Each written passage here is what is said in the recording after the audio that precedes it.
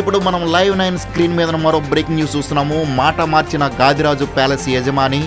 అదే నిన్న మన ఛానల్లోనూ రిమైనింగ్ ఛానల్స్లో కూడా ఏంటంటే కొన్ని మీడియాల్లో వచ్చింది ఈ న్యూస్ ఏంటంటే, జగన్మోహన్ రెడ్డి గారు, మన ముఖ్యమంత్రి జగన్మోహన్ రెడ్డి గారు సతీమణి వైఎస్ భారతి గారు ఈ ప్యాలెస్ చూసి మనసు పడి ఆ ప్యాలెస్ని తనకు అమ్మమని చెప్పేసి గాదిరాజు ప్యాలెస్ యజమానికి కబురు పెట్టారని ఆయన ఆ ప్రపోజల్ని వ్యతిరేకించడంతో జిల్లా కలెక్టర్ నుంచి 22A నోటీసులు తనకు వచ్చాయని చెప్పేసి ఆయన కొన్ని వర్గాల దగ్గర చేసిన వ్యాఖ్యల మీద ఏంటంటే న్యూస్ కొన్ని ఛానల్స్లో ఏంటంటే మన ఛానల్తో సహా కొన్ని ఛానల్స్లో మనం టెలికాస్ట్ చేయడం జరిగింది. కానీ అనూహ్యంగా నిన్న రాత్రి మళ్ళీ గాదిరాజు ప్యాలెస్ యజమాని ప్రెస్ మీట్ పెట్టి ఇదేమీ అసలు ఇప్పుడు వస్తున్న మీడియాలో వస్తున్న వార్తలేం కరెక్ట్ కాదు, అసలు 3 నెలల ముందు అంటున్నారు. 3 నెలల ముందు నేను హైదరాబాద్లో ఒక హాస్పిటల్లో చికిత్స పొందుతున్నాను.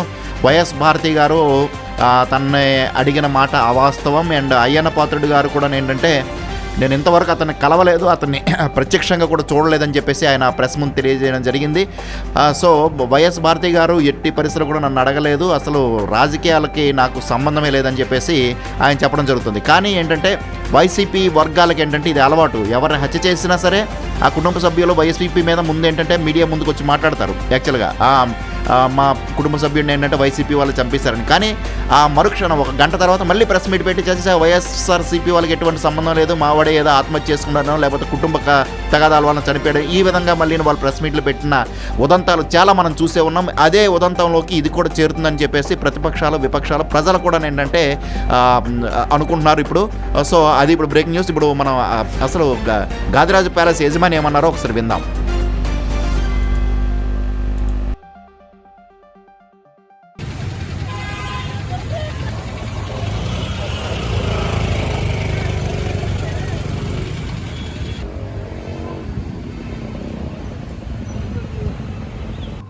ఈరోజు జరిగింది ఏంటంటే, మేము మామూలుగా పేపరు తెప్పించి పేపర్ చదవటం అలవాటు. కానీ ఈవేళ పేపర్లో ఆ న్యూస్ ఎటువంటిదంటే నేను ఎప్పుడు చదవలేదు, ఎప్పుడు వినలేదు అటువంటి న్యూస్. చాలా ఘోరంగా ఉందన్నమాట. అది మరి ఎలాగొచ్చిందో ఏంటో నాకైతే తెలియదు, కానీ చాలా ఘోరంగా ఉందండి అది. ఆ న్యూస్ ఏంటో మీకు తెలిసే ఉంటుంది. నిజంగా ఎవరో జగన్ గారి ఏదో వైఫ్ అదేదో బిల్డింగ్ అడిగినట్టు, అదేదో నేను ఒప్పుకోనట్టు. నేను నా పొజిషన్ చూసి ఉంటాను. నేను 3 months అయిందని ఇంట్లో నుంచి బయటకు వచ్చి. అటువంటి పరిస్థితిలో మరి ఉన్నాయి లేని ఇలా కల్పించేసి ఇలాగే చెప్పడం అంటే చాలా ఘోరంగా ఉంది పొజిషను. అసలు అదేదో ఇంకా విచిత్రం ఏంటంటే, పొలిటికల్గా ఒకళ్ళకొకళ్ళు ఏదో ఒకటి అనుకోవటం, ఏదో ఒక పద్ధతి మాట్లాడుకోవటం అది వేరే సంగతి. కానీ కలెక్టర్ గారిని కూడా ఇందులోకి లాగారు. అందులో కలెక్టర్ గారు అది యాక్చువల్గా ఆ యాక్ట్లో లేదండి. మాకు ఆ పొలం, మాకు సైట్ కానీ వేరే పొలం కానీ ఏది లేదు. అటువంటిది కమిషనర్ కాదు, కలెక్టర్ గారిని నేనేదో రిక్వెస్ట్ చేసినట్టు, ఆయనేమో పెద్దవాళ్ళని ఏదో కలవమన్నట్టు అని ఆయన్ని కూడా ఇందులోకి ఇందులోకి దింపారనమాట. ఇందులో ఏమాత్రం నిజం లేదండి, 1% కూడా లేదు.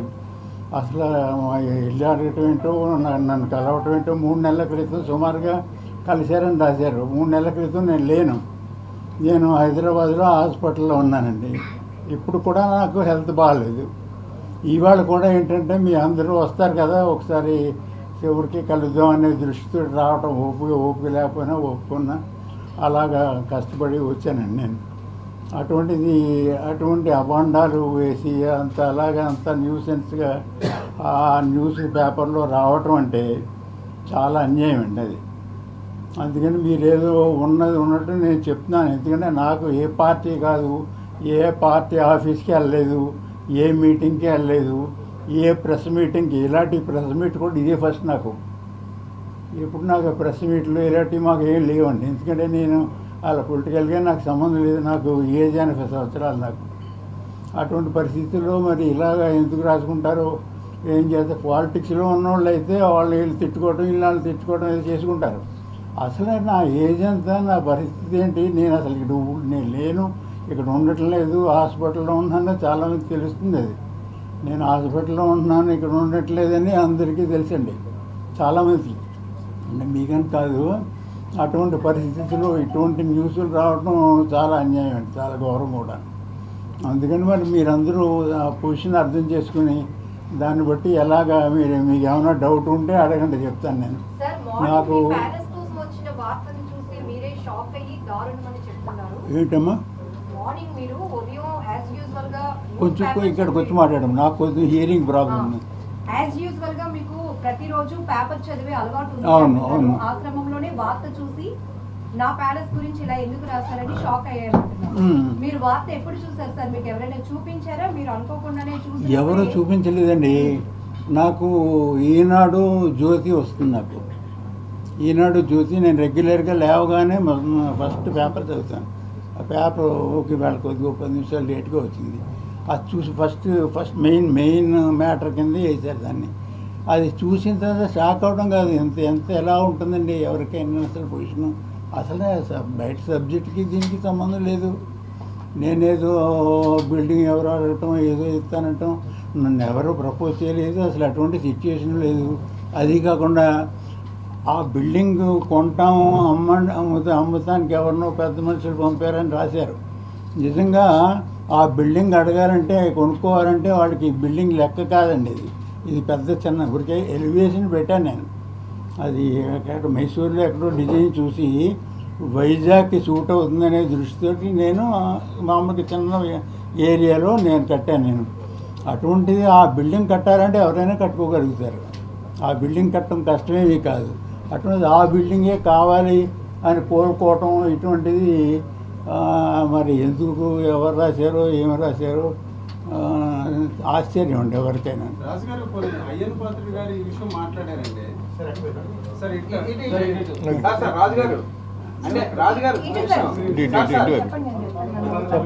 అయ్యా ముందుగా ఇది మాజీ మంత్రి పొలిటికల్ ఊరిని రాయలేదు సార్. అయ్యన్న పాత్రుడు గారు ఆపాదించిన ప్రెస్ మీట్ పెట్టారు, దాని ప్రకారం పేపర్లో రాశారు. అంటే మీకు విషయం తెలియజేస్తున్నాం. అది ఆశ్చర్యకరం అండి. ఎందుకంటే నేను ఏ పాలిటిక్స్లో మెంబర్ కానీ ఏ రకమైన ఇది కానీ లేదు. నేను అయ్యన్న పాత్రుడు గారిని ఇంతవరకు చూడలేదు. మీరు కలిసారంట కదా సార్? మీరు కలిసారంట కదా, మీరే సమస్య చెప్పారంట కదా ఆయనకి ఇలా ఉందని చెప్పి. కలిసారని అంటే భారతి గారు కారులో వెళ్ళిపోతూ మీ ప్యాలెస్ చూసి ఆమె మనసు పడ్డారు, ఈ ప్రపోజల్ మీ దగ్గరికి తీసుకొచ్చారు, బేరసారాలు జరుగుతున్నాయి, మీరు ఒప్పుకోలేదు, మీకేమో నోటీసులు వచ్చాయి అనేది ఆరోపణ వినపడుతోంది. ఇది ఎంతవరకు క్లారిటీ? మీరు కలిశారు అని అయ్యన్న పాత్రుడు గారు అంటున్నారు. అసలు ఆరోపణలు అనేది 100% రాంగ్ అండి. తర్వాత అయ్యన్న పాత్రుడు గారు ఎవరో న్యూస్ ఇవ్వటానికి ఏదో ఇవ్వటానికి అయ్యన్న పాత్రుడు గారిని పేరు వింటుంది తప్ప నేను ఎప్పుడూ ఇంతవరకు చూడలేదు.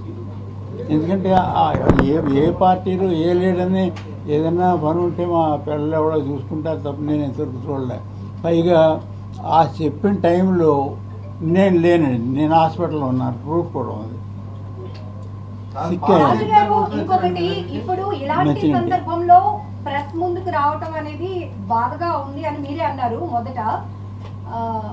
అయితే మీరు ఇప్పుడు క్లారిటీ ఇవ్వడానికి ఏమైనా ఒత్తిడితో క్లారిటీ ఇస్తున్నారా, లేకపోతే మీ అంతలు మీరే ఆ వార్త చూసి మీకు మీరుగా స్పందించడానికి ముందుకు వచ్చారు? ఏదండి ఇప్పుడు మీరు మీడియా ముఖంగా ఈ వార్తపై ఏదైతే మీరు షాక్ కి గురయ్యానన్న వార్తపై మీకు మీరుగానే వ్యక్తిగతంగా ఒక క్లారిటీ ఇవ్వాలని మీడియా ముందుకు వచ్చారా? ఏమైనా ఒత్తిళ్లు ఉన్నాయా? ఒత్తిడి నాకేముంటాయండి. నాకు ఏదైనా పార్టీ ఉంటే నాకు ఆ పార్టీ వాళ్ళ తరఫున ఎవరైనా నాకు ఫోర్స్ చేస్తే రాగలుగుతున్నాను తప్ప నాకు దీనికోసం అది కాకుండా మీరందరినీ నేను ఎప్పుడూ ఇలాగా నేను చూడలేదండి. పెట్టారు కదా సార్ ప్రెస్ మీట్ రమ్మని. ఏమండి పార్టీకి సంబంధం ఉందా? ఎవరెవరు? వైఎస్ఆర్ పార్టీకి మీకు సంబంధం ఉందండి? వైఎస్ఆర్ పార్టీ నాకు అది ఎవరు సంబంధం లేదు. ఎప్పుడో సుబ్బారెడ్డి గారు మాకు ఏదో వెంకటేశ్వరం విగ్రహానికి సైట్ ఇస్తానంటే ఎప్పుడు అబౌట్ 1 ఇయర్ బ్యాక్ ఒక్కసారి కలిశాను, అంతే తప్ప నాకు అందులో ఎవరు టచ్ లేదు, ఎవరు కనెక్షన్ లేదు. భారతి మేడం గారు మనుషులు ఎవరైనా ఎవరండి? ఎవరు భారతి మేడం గారు మనుషులు ఎవరైనా మీ దగ్గరికి వచ్చారా? ఎవరు రాలేదండి నాకు. ఇది 22లో ఉంది కదా ఈ బిల్డింగ్. ఏదండి? సెక్షన్ 22లో ఉంది కదా, ఇప్పుడే గుర్తుకొచ్చిందండి. ఎంతకుముందు నుండి ఉందా 22? మీకు ఎలాగ ఈ బిల్డింగ్ కట్టేసి? అసలు 22A అనేది ల్యాండ్ లేదు నాకు. 22A 22D ఉంది. ఆ 22D ఇది కలెక్టర్ కాంపిటెంట్ కాదండి, అది జేసీ కాంపిటెంట్. ఆయన అర్బన్ ల్యాండ్ సీలింగ్, ఆయన జేసీ కాంపిటెంట్. నేను ఎప్పుడు దగ్గర మోర్ దెన్ 1.5 years బ్యాక్ వెళ్ళి ఒక అప్లికేషన్ ఇచ్చాను, నా ప్రూఫ్ ఉంది నా దగ్గర. ఆయన ఏమన్నారంటే మీరు అప్లై చేసుకోండి, అందులో మాకు అవకాశం లేదు చేయడానికి అని చెప్పారు. వాళ్ళ కలెక్టర్ గారు ఏ రకంగానే వాళ్ళ కాంపిటెంట్ కాదు దానికి. రీసెంట్ గా మళ్ళీ ఎందుకు సార్ నోటీసులు ఇచ్చారు? ఏమండి రీసెంట్ గా మళ్ళీ రీసెంట్ గా మీకు ఏమైనా నోటీసులు వచ్చాయి అంటున్నారు కదా, ఏమైనా వచ్చాయండి? నాకు నోటీస్ రాలేదు, ఏమీ రాలేదు. పేమెంట్ చేయమని కానీ నేను అలా అసలు రెగ్యులైజేషన్ పేమెంట్ చేయమని నోటీస్. ఏంటిది రెగ్యులరైజేషన్ రెగ్యులైజేషన్ చేయడానికి ఏమైనా రెగ్యులైజేషన్ పేమెంట్ కొంచెం ఇక్కడికి వస్తే నాకు కొద్దిగా హీరింగ్ ప్రాబ్లం ఉంది. మీరు మీరు చెప్పండి సార్. కొంచెం ఇక్కడికి వచ్చి చెప్పండి. నాకు రెగ్యులరైజేషన్ చేయడానికి రీసెంట్ గా మళ్ళీ మీకు ఏమైనా నోటీసులు వచ్చాయా? ఏదమ్మా? నోటీసులు అందుకున్నారా రెగ్యులరైజేషన్ చేయడానికి? ఆ రెగ్యులైజేషన్ నాకు నోటీస్ ఏమి రాలేదు. ఎందుకంటే అప్పుడే చెప్పేసరి రిజల్ట్ ఇలా ఉంటుంది, మీరు కావాలంటే రెగ్యులైజ్ చేసుకోవచ్చు, మీరు ఈ అవకాశం ఈ రోజున ఉందనో కాగితం ఇచ్చారు. అది ఎప్పుడు మోర్ దాన్ 1 year. రాజు గారు, ప్యాలెస్ కట్టి ఎన్నాళ్ళు అవుతోంది, ఇప్పటి వరకు మీ ప్యాలెస్ మీద ఇలాంటి వార్తలు రాలేదు, ఇప్పుడే ఎందుకు వస్తున్నాయి? మీరు చూసి షాక్ అయినటువంటి ఆ వార్త ఏంటో ఒకసారి మాకు చూపడతారా? తప్పనిసరిగాని మేము కట్టి 4 years 2019 లో కంప్లీట్ అయింది. 4 years అయిందండి సుమారుగా. ఆ కరోనా టైంలో మేము ఆ ప్యాలెస్ కట్టిన తర్వాత కరోనా స్టార్ట్ అయింది. కరోనా స్టార్ట్ అయ్యాక మాకు బిజినెస్ కూడా దెబ్బతింది.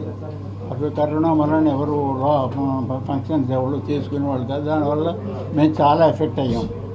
అంతే తప్ప మాకు అది కావాలని కానీ ఎవరు కానీ అలా నన్ను అడగలేదు, మరి ఆ పొజిషన్ రాలేదు. మరి ఈ న్యూస్ ఎలా వచ్చిందో నాకు తెలియదు. సార్ ప్రెస్ మీట్ పెట్టాలని ఆలోచన ఎందుకు వచ్చింది సార్? ఏదండి ప్రెస్ మీట్ పెట్టాలని ఆలోచన ఎందుకు వచ్చింది? నాకా ప్రెస్ మీట్ పెట్టాలని ఆలోచన ఎందుకు వచ్చిందంటే, మార్నింగ్ నుంచి ఎన్ని ఫోన్లు, ఇంకా వాళ్ళ ఆ నెంబర్లు, ఆ ఫోన్లు, ఆ పేర్లు నేను చెప్పను, ఎన్నో ఫోన్లు వచ్చినాయి. మరి ఎలా తెలుసుకున్నారో నాకు తెలియదు. నాకు 2-3 ఫోన్లు ఎత్తాను, పలానా అన్నారు. నాకేమో సిక్కండి, మాట్లాడలేను. అలాగా చేసి నేను ఫోన్ ఎత్తడం మానేశాను.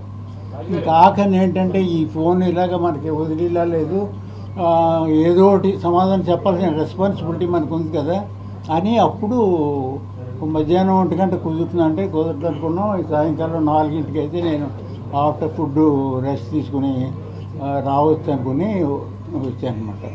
పార్టీ వాళ్ళు పెట్టమంటే పెట్టారండి. ఏ పార్టీ వారు పెట్టారు నాకు ఏ పార్టీ తెలియదు. పార్టీకి కానీ ప్రెస్ మీట్కి సంబంధం లేదు. పేరు అయ్యన్న పాత్రుడు గారు ఆ పలానా పార్టీ ఇదని తెలుసు తప్ప నేను ఆయన ఎప్పుడు చూడటం కానీ ఎప్పుడు మాట్లాడటం కానీ చేయలేదు. పైగా నేను చెప్తున్నాను, ఇంకోటి చెప్తున్నాను, ఎవరైనా పొలిటికల్గా కొంచెం పెద్దవాళ్ళు ఎవరైనా వస్తారు అని అంటే మా ఫంక్షన్ హాల్ ఏదైనా ఫంక్షన్ ఉంది వెళ్ళను.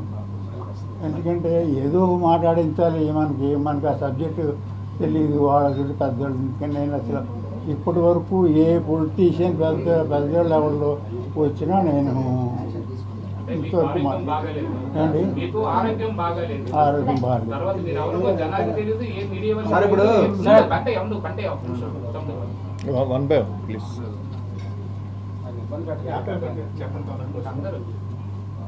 చెప్పండి. ఇంతవరకు మీరు ఏ మీడియా ముందుకు రాలేదు, ఎప్పుడు ఇటువంటి సమావేశాలు నిర్వహించలేదు, ఎక్కడ మీరు పాల్గొనలేదు.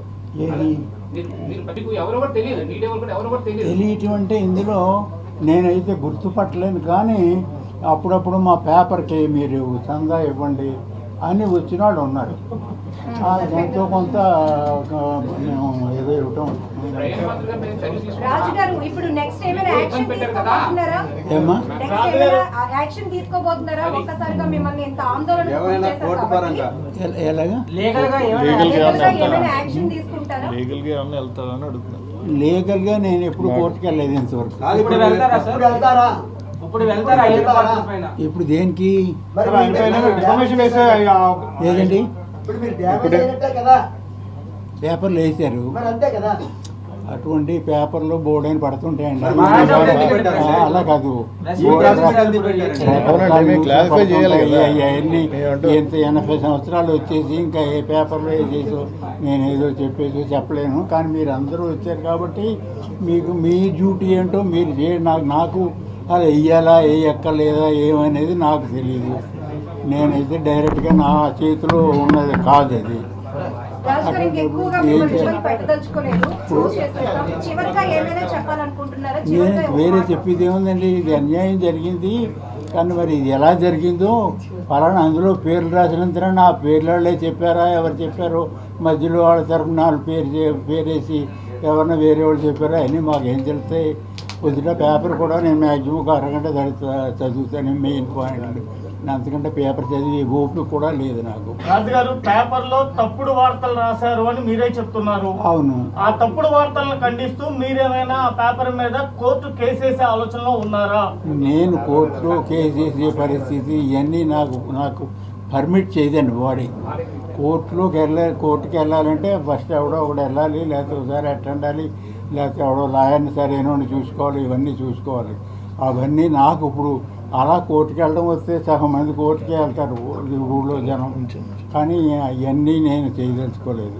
సార్ ఇప్పుడున్న పరిస్థితుల్లో రేపు పొద్దున్న భవిష్యత్తులో మీ ప్యాలెస్ కి ఇబ్బంది వస్తే ఇటండి సార్ ఇప్పుడున్న పరిస్థితుల్లో మీ ప్యాలెస్ కి భవిష్యత్తులో కనుక ఇబ్బంది వస్తే మీరు కాపాడుకోగలరా ఈ వయసులో? ఇబ్బంది వచ్చినప్పుడు మనం కాలుకి దెబ్బ తగిలినప్పుడు ట్రీట్మెంట్ చేయించుకుంటాం. అంతేగాని మనకి కాలుకి దెబ్బ తగులుతుంది అనుకుని కాలుకు కట్టుకుని వెళ్ళాము. అలా కాదు, ఇప్పుడు నిప్పు లేదే పొగరాదంటారు. ఏమండి, నిప్పు లేదే పొగరాదంటారు. నిప్పు అదే కావచ్చు. అవి చెప్పే పొజిషన్ కూడా నాకు అవి శాంపిల్స్. మీ తరపున ఎవరైనా చెప్పించుంటారు బాగుంటుంది. ఏమండి, మీ తరపున మీ వాయిస్ ఇంకోటి కావచ్చు. ఏంటది మావాడికి ఏం లేదులేండి. అంటే ఇప్పుడు మా వరకు ప్రాబ్లం ప్రెస్ మీట్ పెట్టడంలో ఉద్దేశం ఏంటి? ఇప్పుడు ప్రజల వల్ల ఈ ప్రెస్ మీట్ పెట్టారు. లేదు ఎవరు దాని మీద అయ్యన్న పాత్రుడు భారతీ రెడ్డి అనే వ్యక్తి మీ మీద ప్రజరించి వాళ్ళు పంపించారు, రేపు పొద్దున భవిష్యత్తులో ఈ గాదిరాజు ప్యాలెస్ తీసుకుంటారు అని పెట్టి మీరే వెళ్ళి అయ్యన్న పాత్రుడితో చెప్పినట్టు మాట్లాడారు. ఎవరు మాట్లాడారు? అయ్యన్న పాత్రుడు. లేదు లేదు, అలా ఏం లేదు. అంటే చదవండి ఈ వార్త. చూసాను, చదివి లేదు అలా కాదండి. చూడకుండా అంటే అలాగా, మరి చెప్పలేదంటే అలాగా, మరి లేదంటే అలాగా, మరి ప్రెస్ వాళ్ళు ఎందుకు కాదు, మరి చేశారు? మీరు కలిసినట్టు మీరు ప్రూవ్ చేయండి పోనీ. మేమేది చేస్తాం. అవును, మరి మీరే చెప్తున్నారు కదా కలిసాను. నిన్న ప్రెస్ మీట్ లో ఆయన మాట్లాడింది పేపర్లో రాశారు. అవును, కరెక్ట్ అండి. మేము అలా కాదు, అయ్యన్న పాత్రుడు గారిని కలిసినట్టు ప్రూవ్ చేయండి పోనీ. మేము చేయడం కాదు. కాదండి, న్యూస్ వచ్చింది మీరే చెప్తున్నారు. క్వశ్చన్ చేసి కదా సార్. కాదు కాదు, యాక్షన్ తీసుకోవాలి కదా సార్ అప్పుడు. అలా కాదు, మాకెందుకంటే అలా కాదు ప్లీజ్. అదే అడిగారు కదా, అంటే ప్రూవ్ చేయండి. అదే అయ్యన్న పాత్ర అడగండి, మీరు ప్రూవ్ చేయండి, మీకు చెప్పాం కదా ప్రూవ్ చేయండి అని చెప్పి అయ్యన్న పాత్ర అడగండి. లీగల్ గా వెళ్తారా లేకపోతే మామూలు ప్రెస్ గా చెప్తారా చెప్పండి. లీగల్గా అంటే అయ్యన్న పాత్రుడు గారి మీద లీగల్గా వెళ్తారా అని అడుగుతారు. ఆయనకి నేను చెప్తాను, మీకు ఏం కావాలి చెప్పండి. చెప్పేది మమ్మల్ని క్వశ్చన్ చేస్తారు. మేము క్వశ్చన్ చేయడానికి అంటే మీకు కలిసి మీకు అనుకున్నప్పుడు సార్ మీరు చూసుంటారు 4.5 ఏళ్లలో అది కాదని చెప్పి అవునని కాదని భూములు స్వాహా అయిపోయామని చూశారు. అదే పరిస్థితి మీ ప్యాలెస్ వస్తే ఎలా కాపాడుకుంటారని అది మా ప్రశ్న. అలాగే ఎలా ఏంటంటే అంటే మీ రాకూడదు మీరు అంటే కొంచెం ఆయనే డైరెక్ట్గా ఆన్సర్ చేస్తా అంటున్నారు. ప్లీజ్, వాయిస్ కొంచెం అంటే ఎవరు ఉన్నారనే తెలియట్లేదు కదా, అందుకని ఇక్కడ ప్లీజ్. విశాఖలో మీరు చూసి ఉంటారు గత ఏదండి? మధ్యవర్తి చేతుల్లోకి వెళ్ళిపోయి ఇప్పుడు అవి ఏ పరిస్థితిలో ఉన్నాయో ఎవరు తెలియని పరిస్థితిలో ఉంది. ఇప్పుడు మీ ప్యాలెస్ సంబంధించి కూడా అలా జరుగుతుందేమో అని భయం అందరికి. నాకు భయం ఏమీ లేదండి, ఎందుకంటే అది చెప్పుకోదగ్గంత ఏమీ కాదు.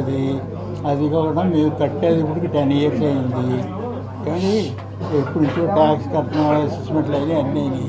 ఇప్పుడు దానికోసం వచ్చి ఎవరు నా దృష్టిలో ఎవరు రారు. అది కూడా ఊరికే లాగేసుకుందాం అనేది. ఇప్పుడు ఎన్ని రకరకాల కౌర్లన్నీ నిజమని కూడా అనుకోలేము. పేపర్లో ఏదైనా న్యూస్ వస్తే చదవాలి మనం. ఆ పేపర్లో న్యూస్ వచ్చి అన్నీ కరెక్ట్ అని అనుకోలేము. అది ఎలా వచ్చినాయి, ఎవరు వేసారు, ఏం చేశారు అనేది మాకు తెలియదు. కానీ న్యూస్లు రకరకాల పార్టీల మీద రకరకాల న్యూస్లు వస్తుంటాయి. ఇంకా అవన్నీ మనకు అదే పని. అవన్నీ నిజం అనుకుంటే ఎలా అవుతుందండి? సార్ ప్యాలెస్ కట్టినప్పుడు ఈఎల్సీ ల్యాండ్ ఇందులో ఉందని చెప్పి ఆ రోజుల్లోనే కామెంట్స్ వచ్చినాయి, ఉన్నదా లేదా? 22Aలో లేదండి, 22D అంటే అది 100% క్లియర్. అది ఇప్పుడు ఇక్కడ ఉన్న ఆఫీస్ స్టాఫ్, అది జాయింట్ కలెక్టర్ ఆఫీసు, మీరు ఇప్పుడు అందరూ రండి, ఇవాళ కానీ రేపు కానీ నేను చూపిస్తాను మా పేపర్స్.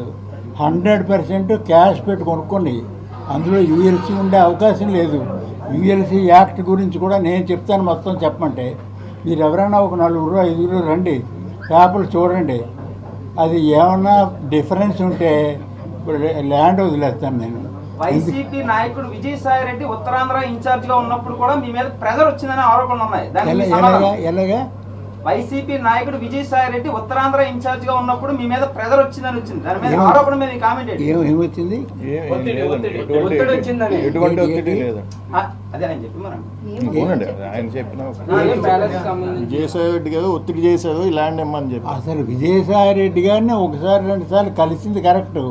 అప్పుడు ఒక అది ఎవరది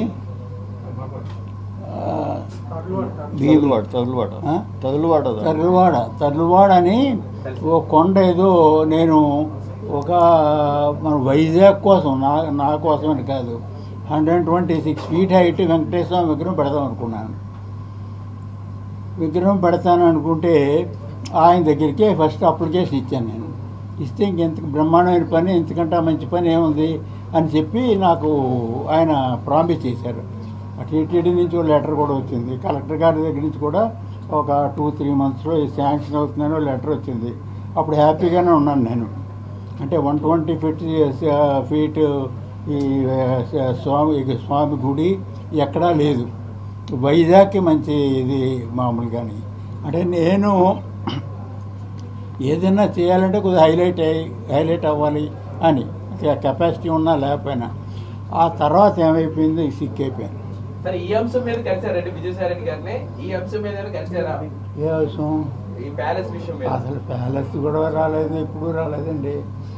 ప్యాలెస్ గొడవ ఇప్పుడు రాలేదు. ఆ వెంకటేశ్వర స్వామి విగ్రహం కోసం సైట్ ఇమ్మని అడిగాను.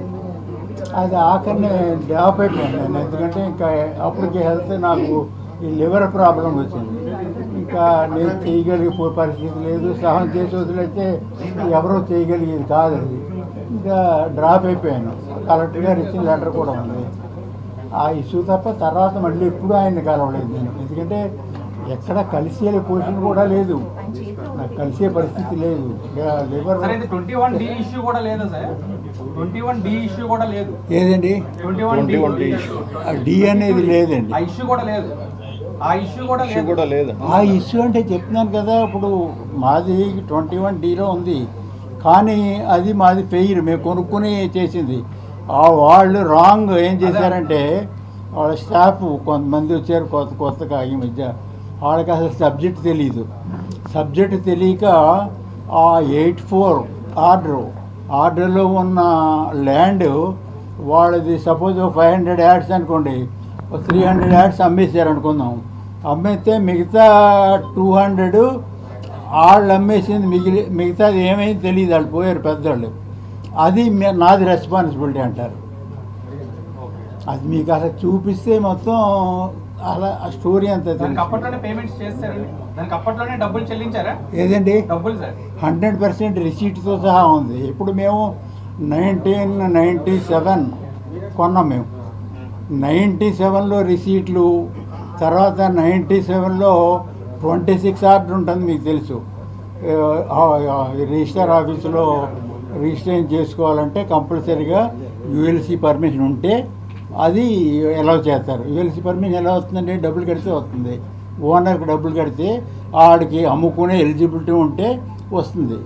అది ప్రతి రిసీట్ ఉంది నా దగ్గర ఉంది. కానీ ఇక్కడ స్టాఫ్ తెలియడం వల్ల, సరిగా ఈ సబ్జెక్ట్ తెలియకపోవడం వల్ల నేను ఎంత చెప్పినా వాళ్ళకి అర్థం కాల. 1.5 year పట్టింది. అది 1.5 year తర్వాత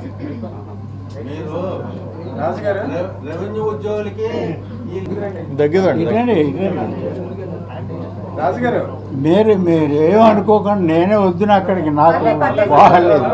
దగ్గరికి వచ్చి మాట్లాడండి. చెప్పండి, రండి, కూర్చుంటండి. రెవెన్యూ ఉద్యోగులకి ఈ ల్యాండ్ మీద అవగాహన లేక మిమ్మల్ని తప్పుదో పట్టించారు అంటారు. రెవెన్యూ ఉద్యోగులకి దీని మీద లేక అనేది కొంతమందికి, ఎందుకంటే అందరూ ఇన్వాల్వ్మెంట్ ఉండదు.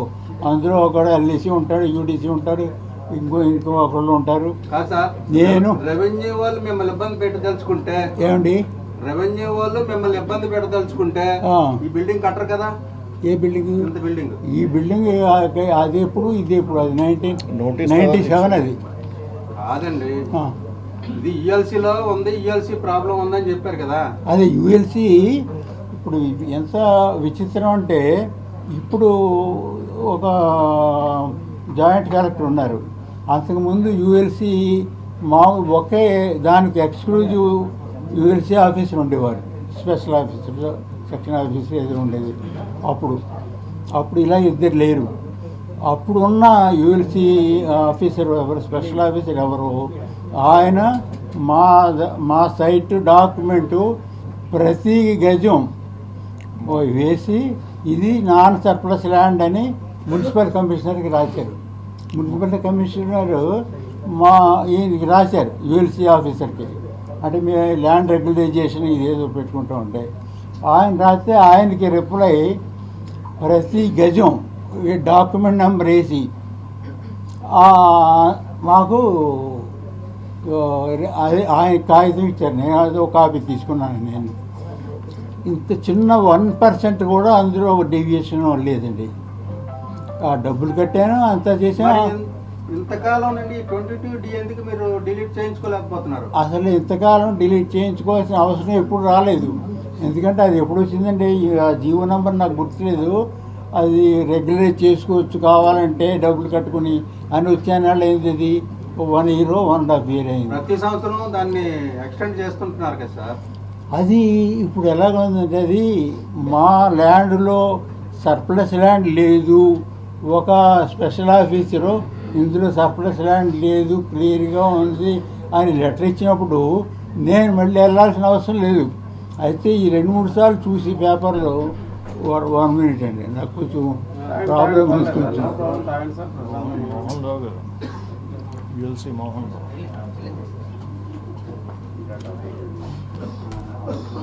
అది ఇప్పుడు మన క్లియర్గా ఉందనుకోండి, మనం అసలు దాని జోలికి పోము.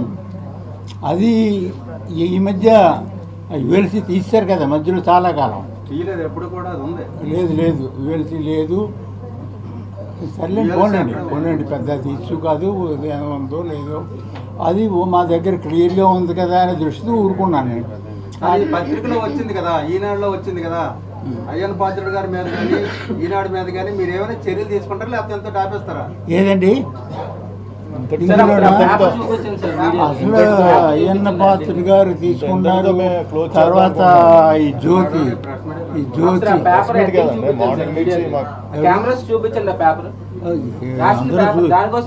మీరు అందరూ చూసిందే కదా పేపర్. ఏదైనా పేపర్లో చూపించండి.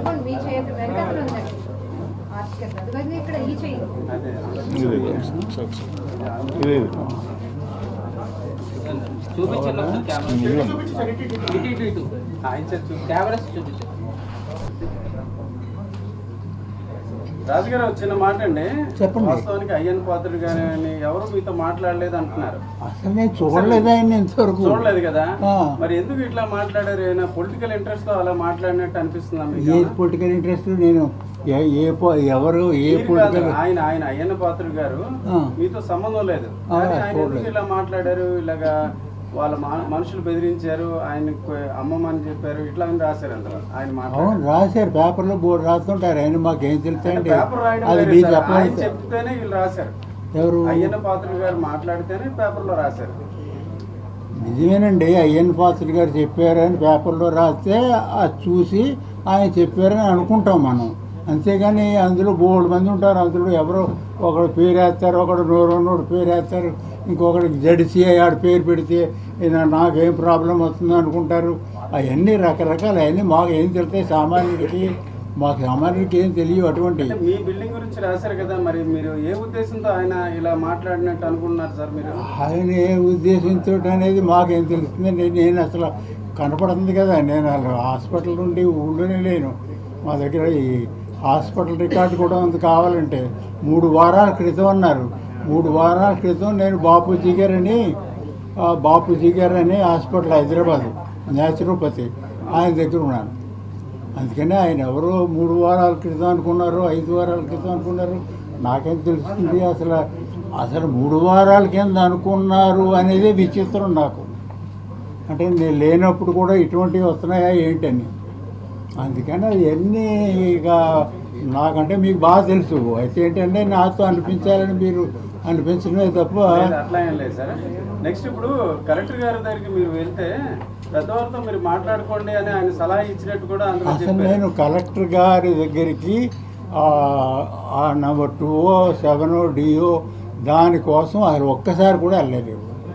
ఎందుకంటే కలెక్టర్ గారి దగ్గరికి వెళ్ళాలంటే నాకు పర్సనల్గా ఎవరో పరిచయం లేదు. అక్కడికి వెళ్ళి ఉండాలి, ఉండే పొజిషన్ నాకు లేదు. అందుకని ఈ కలెక్టర్ గారిని నేను అసలు ఈ ఇష్యూ గురించి అది అంటే తప్పుల్లో అది ఇంకా తప్పు. ఎందుకంటే పొలిటికల్గా అంటే ఏదో వాళ్ళు వీళ్ళు అనుకుంటారు, ఏం చేస్తారు, అదంతా వేరే. అంతేకాని కలెక్టర్ గారిని కాంజులు కదపడం, లేకపోతే ఆయన దగ్గరికి వెళ్తే ఆయన ఏదో పెద్దోళ్ళని కలవమన్నారంటాం, అంత ఘోరం అసలు ఇంకోటి నేను చూడలేదు. సార్, వైసీపీలో ఉన్న ఒక కీలక వ్యక్తి మీ చేత ఈ ప్రెస్ మీట్ ఏమండి? వైసీపీలో ఉన్న ఒక కీలక వ్యక్తి మీతో ఈ ప్రెస్ మీట్ పెట్టించారని చేసి మరి ఇంకా అందరూ కీలక వ్యక్తులే, మరి రాసుకోవడానికి ఏముంది? అంటే మీరు రాజు గారు వెనకందుని నడిపిస్తున్నారని చెప్పేసి అంటున్నారు. ఎవరండి? కేకే రాజు గారు వెనకుండి నడిపిస్తున్నారని అంటున్నారు. కేకే రాజు గారిని ఇప్పుడు చూశాను నేను. మీరు నమ్ముతారా లేదా మీరు? ఒకటి, నాకు అబద్ధాలు చెప్పడం, తప్పుడు పనులు చేయటం ఇటువంటి అలవాటు లేదు నాకు అసలు అలవాటు లేదు. అటువంటిది ఈవేళ నేను దీన్ని మీరు నమ్మినా నమ్మకపోయినా కొంతమంది వైసీపీ నాయకులు మీతో ప్రెజర్ పెట్టి ఎట్టించారని కూడా వస్తుంది. ఎట్లా ఎంతవరకు నిజం? ఇప్పుడు ఏదైనా తప్పు చేయటం ఒకటిసారి కష్టం. అబద్ధం ఆడటమైనా, కొట్టడమైనా, ఇంకో చేయటమైనా, లేకపోతే ఇంకోటి చంపటమైనా ఒకేసారి కష్టం. తర్వాత ఎన్నిసార్లు తీసుకోవచ్చు. అందుకని ఎవడో ఒకసారి ఏదో చేసేదంటే ఓకే, థ్యాంక్ యూ.